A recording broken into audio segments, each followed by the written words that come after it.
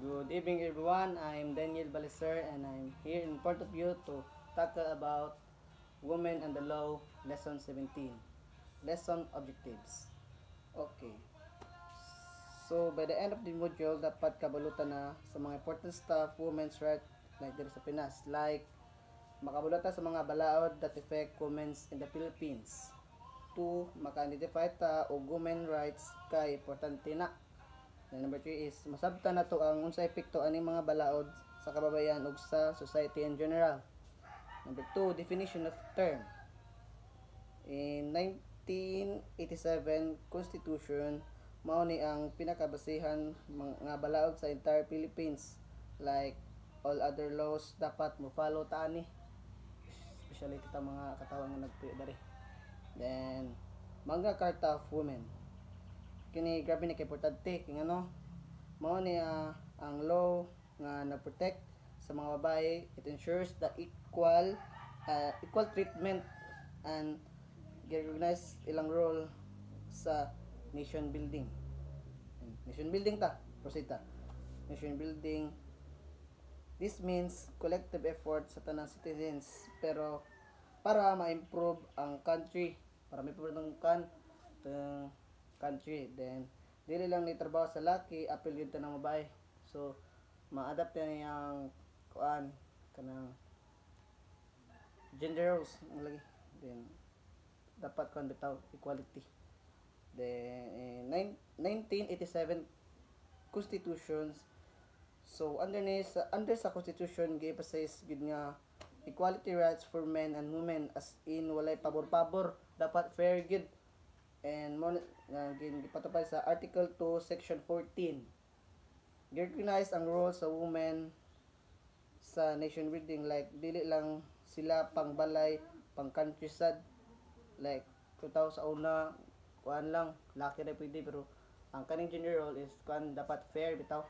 Ang mga baisad sila sa mukan ba kanang na sila katungod nga matrabaho, dili na ang mga laki. Then this constitution is also foundation sa mga gender related laws nga mo-follow. Okay. So various laws promoting gender equality. Now daghan kayo ang laws nga nag-promote og gender equality, and ako na siya i-share one by one kay importante gyud na siya. Kay karon daghan kay mga mga gender roles bitaw nga ipangkan bitaw. Then number 1 is Local Government Code 1991. These laws ensures nga naay representation ang mga babae sa local government, like sa barangay council dapat na ng women involved. Kaya importante kana sila kay siyempre ang mga babae kan sila nga tuka bitaw. Then because ang babae man sad kay ang naay siya community, di ba? Yan. Number 2 is party list law. Allows women-centered political parties. So if na kay advocacies para sa women, pwede ka ma-represent sa Congress via party list. Then number 3 is Labor Code 1989. Dili pwede i-discriminate ang babae when it comes sa trabaho. Dapat very fair gyud, fair. Maskin bae na sila, dapat ang treatment kuan gyapon ba? Fair. Lain sa bae. Di sila dapat di magbago. Dapat equal opportunities, ang opportunities and nasa special benefits for women like maternity leave. Nga nakantay mga dili lang kan ba? Kanang di sila malahi bitaw because kay bahay to tutod kay bahay sila yan. Then Women in Nation Building Law RA 7192 1991. Okay, make sure andin nga partners ang babae sa national development, dili lang sila taga-support role kundi apil good sa big decisions and development processes. So masabtan mo gid kana nga kuan kanang ang mga babae bitaw. Then moto sunod is Comprehensive Agrarian Reform Law in 1988. Dili lang ang mga lalaki ang pwede mo own og land, dapat ang mga babae sad kay porket sila laki sila may masunod bitaw. Ani nga kuan pwede ang babae sad kay kuan man dapat fair lagi, mo lagi na istorya fair. And women farmers are Women farmers are and rural women can also own land and have access to support. So mga lagi ito, ana. Presita sa 6 RA 7688 pagka 1994 gives women a seat or representation. Social Security Commission, sana sila kumplito nga na mga butanga. This means na sila yung mga policies about SSS, benefits at all, mga kumplito bitaw mga benefits bitaw nga kuan dapat na agad nga ma-implement na mahatag na nila nga na. Then 7 is Anti-Sexual Harassment Law RA 7877 pagka 1995 kani grabe importante kani siya kay giprohibit niya ang sexual harassment sa workplace, schools ug bisan asa pa nga training areas nga pabitaw sa asa nga na mga bitaw nga implement ani nga kaning kuan bitaw importante kani siya kay wa karon kung bay ka karon man mahog nga ma-discriminate ka kabuangan ra ka kay siyempre bahay ka hinay ka og kuan lahi sa mga laki nga kusgan bitaw mga laki noon eskalado man mga laki kay mga bahay daw-daw na sila pirmi. So ikuan na nga law nga anti-sexual law harassment law bitaw kay kuan para di sila maabusaran ba, like if na someone nga disrespectful or grabbing inappropriate pwede ka na ma-report under this law, pwede ka makasuhan, pwede ka man ani nga law na i-implement ng law para maprotektahan sila mga bae para di sila maabusar sa mga daotang mga tao arong dili lang di sila maunsa kay in case ka problema i-report lang nila adto nga report lang adto arong ma-settle nila ang tanan nga na lang gud masabtan na dali ka na sabtan nga nang butanga. Then sa sunod ta sa 8 RA 7822 pagka 1995 gapon hindi so gyapon gi-implement nga law, and this law gives financial and technical support sa mga women involved micro or cottage industries like kuan kanang if na kay small nga negosyo asa mo sugod tabangan ka ani nga law like kuan like if mo kuan kanila nga law tabangan kanila tagaan kanila support tagaan kanila kwarta nga pwede makasugod sa imong like magnegosyo like ka nga na kay gama kag small business kinday ani nga law pwede ka mo kuan kay tabangan kanila financially ana then suportahan kanila kung sa dapat buhaton nga na ba ano yung ngalo ang kuan nindot kin siya nindot kanang as a kuan bitaw kung tay naglisod ka then gusto ka suportahan ni ngalo okay ra kay na sila mo tabang andam sila mo tabang nimo sa mo ang RA kuan RA 7822 implement na din pusita sa number 9 hapit-hapit na ang time gamay pa pero talihuman ako.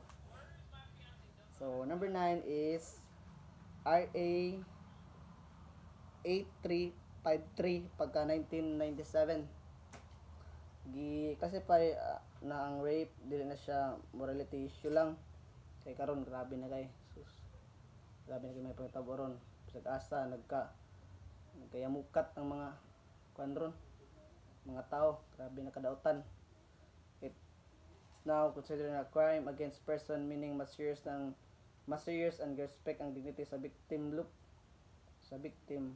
so karon ano yung RA bitawag reclassify nila ang rape di na siya morality issue lang kundi kuha na gani siya grabe na kini nga issue nung kita ikaw I could commit to rape kay panahon karon makakommit ka na ato kay kulong ka gusto na kagawas anak kay siyempre rape na ko nga case good dili na ka na basta-basta then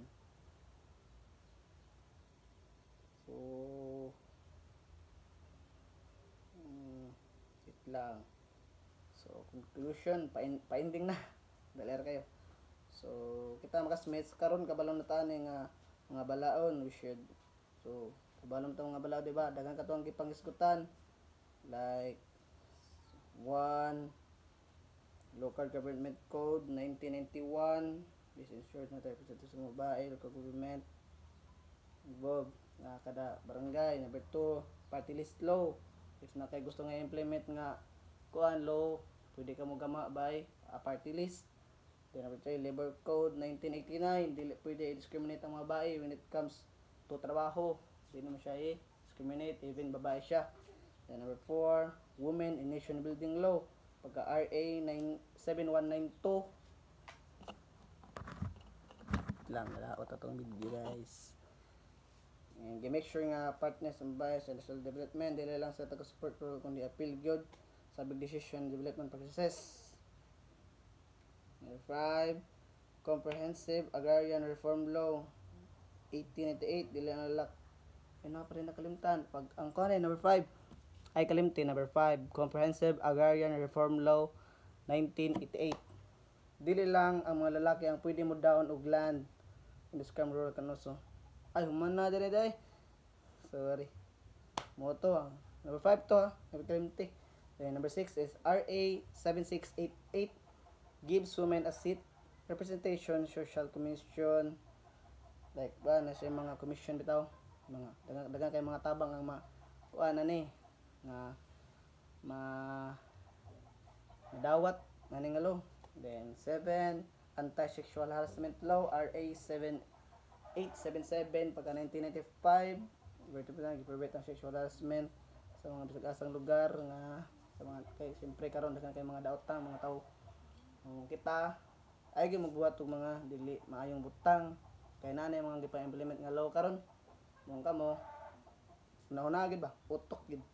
Then number 8, RA 7822, pagka 1985, balik-balik lang kay ni financial and technical support micro categories mo lagi ni kadtong sorry kadtong mo kuan kag magsugod kag mga negosyo na sila mo andam sila mo tabang nimo financially o bisag unsa gusto mo kanang ka mo do lang kanila. Then sa pagka 9, RA 8353 1997, gigas ang rape mo lagi to tong rape bitaw ay gid klente nga di mabuhat anong butanga kay dautan kay na. Then orto unta nasabtan ninyo.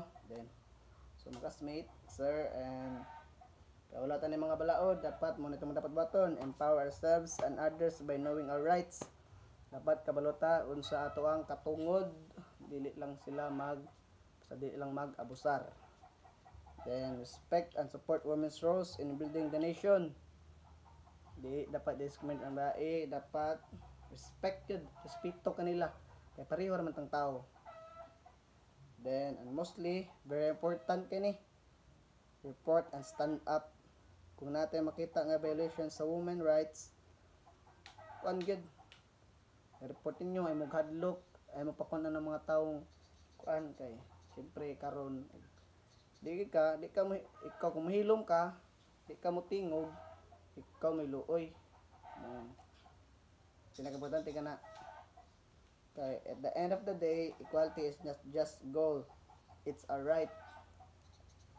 And moto dapat nasabtan na to ang mga laws mga dapat buhaton mga kuan tanan basta implement lang to ang women and the laws di na to kalimtan bato magunahon na og kanang kuan kay karon guwang na ta and dapat din na binatag utok bitaw kay karon dagan na kay mga laws nga gipang kuan buhat kag dautan wa gid ka lupay kay ka nasala lang sa nimo kay siyempre nibuhat magagsala nibuhat magkagdautan nibuhat kag crime nibuhat kag kuan against the law siyempre makuan gid ka